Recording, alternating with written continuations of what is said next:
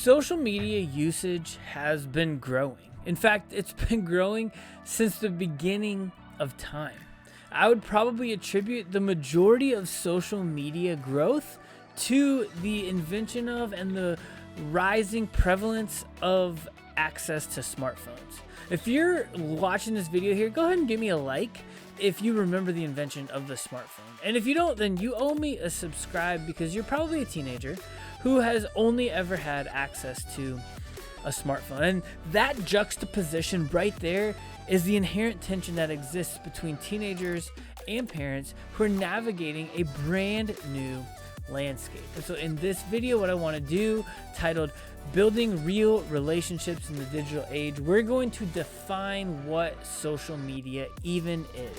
Everyone kind of carries in their own built-in and baked-in connotations of it, but what is it really? I'm also going to share with you some real tips to building relationships in the digital age, and spoiler, some of those tips are actually going to be leaning into tech as a tool to enhance and build some of those relationships. And make sure that you stick around to the very end of the video, because I have for you a phone-free activity guide. And what this is going to do is not only give you ideas of phone-free activities that you can do, but it's going to help you navigate some of those conversations, especially with getting some of your friends maybe on board to do an event that is more phone-free, even though they may be a little bit more drawn to and addicted to their phones. And it's also going to help give you a framework as a family how to also implement some of those events. Welcome, my friends, to the Hybrid Ministry Show. Well, hey everybody, welcome to the Hybrid Ministry Show. If you and I haven't had a chance to meet yet, my name is Nick Clason. I've been a youth pastor and in youth ministry for 14, going on 14 and a half, soon to be 15 years. And if you're watching here on YouTube, you'll see a chart that defines social media usage from the beginning of 2012 all the way through when this data was captured in 2023. And I just want to let you know that if you're not watching on YouTube, or if you're in a podcast catcher, wherever you're listening, there are chapters included so that you can kind of hop around and skip around to the parts of this video that kind of make the most sense to you. But as we're looking at this chart, whether you're watching on YouTube or you're just listening to me describe it via your audio podcast feed, you'll see that in January of 2012, there were just over 1,400 users of different social accounts. Fast forward to January of 2023, and as you can imagine, that number has ballooned up to 4,760, and it's probably assuredly greater than 5,000 now at this point, as we have surpassed into 2025 and beyond. Well, what exactly is, and I think this is important, right? And so like if you're a chapter person, you may have skipped this one, like the definition of social media, but I think it's important for us to take a quick step back, peel back the curtain a little bit, and really try and understand what social media not only is, but where it's coming from and its inherent reason for even existing in the first place. And so I tried my best. I looked across some websites. I used some AI, but at the end of the day, the definition that I sort of came to and used some different articles for that are linked down below if you want to read them is this: social media is online communication designed to create networks and communities where ideas, information, messages, photos, etc. can be freely shared. And if you think about what's baked into that definition is the desire for a lot of different things: communication, messages, photos, ideas, right? It has evolved to a spot where it's more than just a photo sharing avenue or a video sharing avenue. You can communicate ideas, you can communicate information, you can create networks, you can find people, but at the base of it all is social is what? It's social, right? At least in its original iteration and its original inception, the idea and the purpose behind social media was creating community and networks and connections where you could keep up with people. Many of us would trace social's roots back to the invention of Facebook and what Zuckerberg did on Harvard's campus. But believe it or not, social existed even before that. And I would say you could kind of trace some of its ideas back to the 90s when blogs were invented. Blogs kind of planted this idea in the world's heads that individual people outside of the traditional news media outlets and news sources, that they could post whatever and whenever they wanted and receive feedback in live time without having to go through that pesky use, like I said, of like that third party. And so if you're watching here on YouTube, if you're not, linked down below in the show notes, hybridministry.xyz/135. I used this article from broadbandandsearch.net. It's an article, and what it did is it traced some of the very original social networks. So in 1997, some of you might not even know this. If you don't, give me a like, but 6 degrees was what this article, Broad and Search, what they defined as the very first social platform. And then following that, in 2002, Friendster and MySpace and LinkedIn all were invented. Then Twitter was in 2006, and then Facebook finally came and burst on the scene in, I believe it was 2004, when we officially got the launch of Facebook. And as you know, it originally launched only as an exclusive opportunity on the Harvard campus, but it soon expanded beyond that. And by 2008, Facebook overtook MySpace as the most visited website in the world. 2010 is when Instagram launched, and that's actually when I dove in to being a youth pastor. And so I always say I was an Instagram baby as a youth pastor. And so I've been around as a youth pastor as long as Instagram has been around. And Instagram launched originally as sort of just a photo sharing app. It was meant to be a little bit more artsy than maybe what was going on over on Facebook. And then 2011, Snapchat came, and Snapchat has ushered in a lot of different features that different platforms, especially with the idea of like stories, have kind of adopted and made a very like big staple on their platform. Especially I'm looking at you, Instagram and Facebook. And then 2016, TikTok was invented, and in 2020, a few years after the invention of TikTok, it took the world by storm and frankly ushered in a new social era. Give me a like if you know that as you've watched videos on TikTok recently, do you even recognize or know the people that have posted the videos that you're watching? That's the new era, right? Social in its original iteration was meant to be about connections and networks, but now it's much more about maybe entertainment, sharing ideas, or even just like humor, right? And laughing and sharing things that cause people to laugh.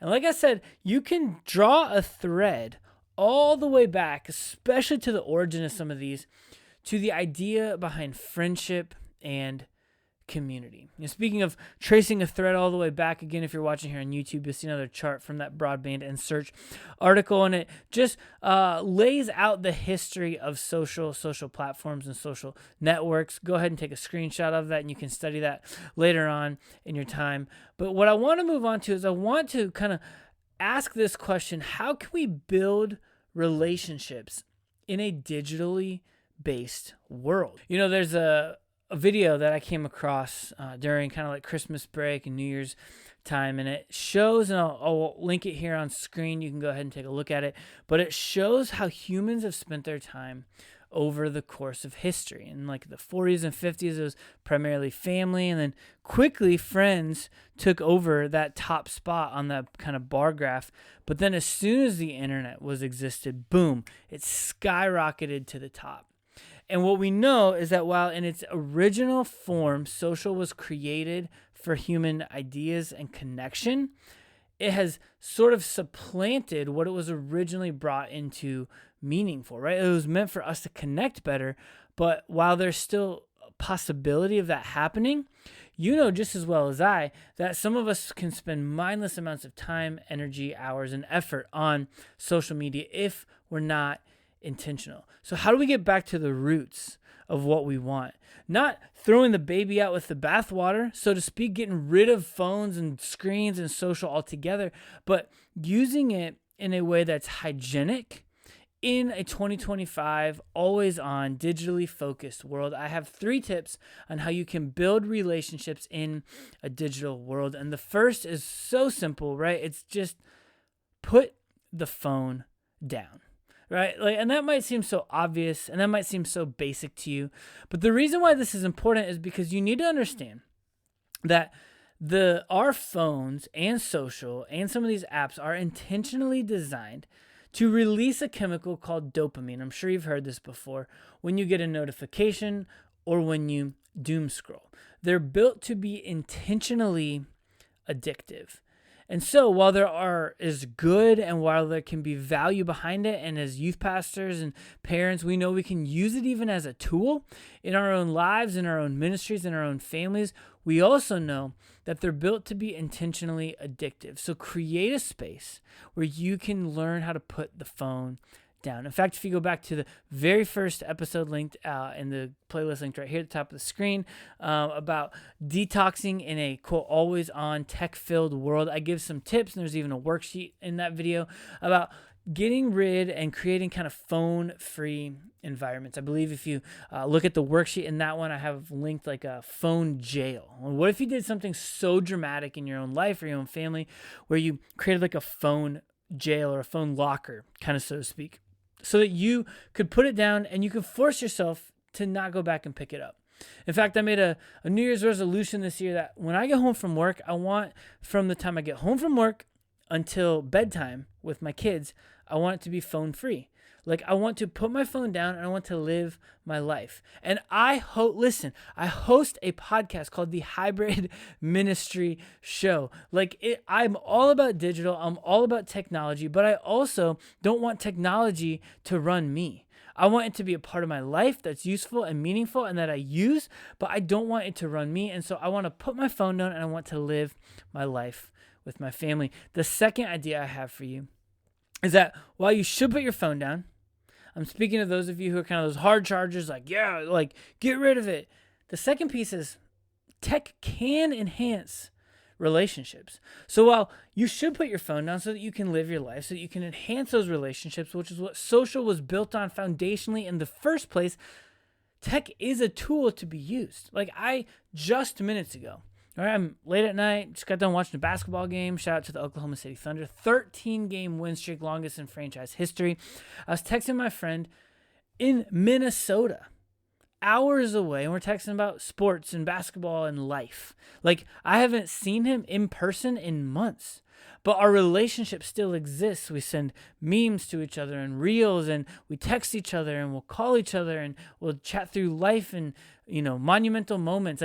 Tech can still enhance and keep a relationship going, right? I think about group chats. I even think about silly things like sharing memes and reels. I think that's a way in today's day and age, in 2025 and beyond, that can be a love language, so to speak. I have a resident now who was off social media because he was trying to focus more time on his schoolwork, and I would screenshot or screen record reels or memes of things. He's a big office guy, and we would kind of connect on those, and I would send those to him in text, and he'd be like, thank you for knowing and noticing that I'm not on social, and for sending those to me so that I can actually see these things, right? It's still a way to connect. Doesn't matter the medium. It just is a way for us to kind of share some things, ideas, and laugh together. And so that's where this whole idea of hybrid comes in.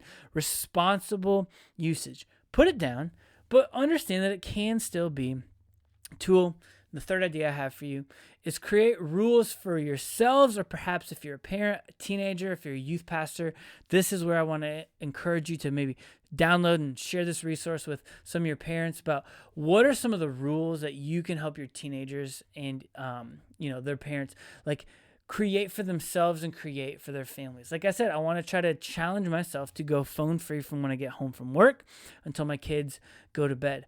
I don't know what those rules are, but let bake some of those in. You know what? Link down below in episode 131, hybridministry.xyz/131.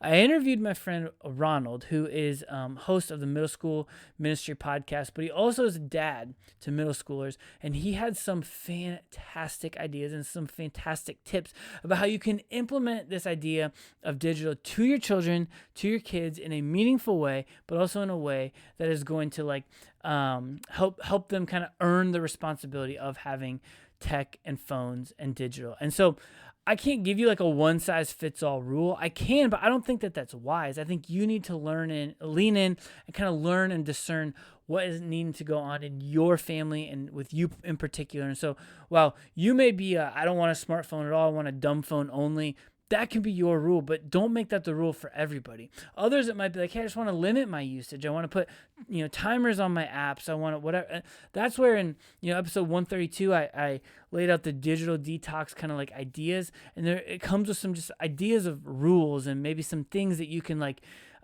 create for yourself, or that you and your teenager can kind of work together and create for yourself. But if the whole goal, right? Like if we said the whole goal of social in its original form was connection to humans, maybe, just maybe the phone usage, screen usage has gone a little bit out of balance and has become a little bit more than we ever sort of bargained for.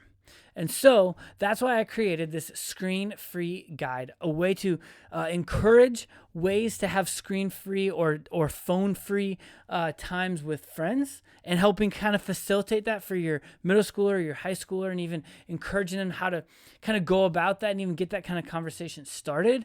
And also, maybe not just for friends, but also for you as a family, right? And maybe while we might be frustrated as parents or as guardians or even as youth pastors with our teenagers' usage and maybe even dependence on technology, maybe we have to take a good hard look at ourselves. And maybe they're modeling their usage after us, or at least they're seeing us maybe not be as mindful about it as maybe we hope to be. So that's going to be linked down below. Again, if you're a parent, a youth pastor, whatever, I hope that you grab it, use it, send it, share it with a friend. But I just want to encourage you to help create more opportunities to build real relationships in this digital age and in this cell phone era. Thank you, as always, for being here. Don't forget to stick around, subscribe. We'll have all kinds of other episodes like this throughout the rest of this year. But don't forget to stay hybrid.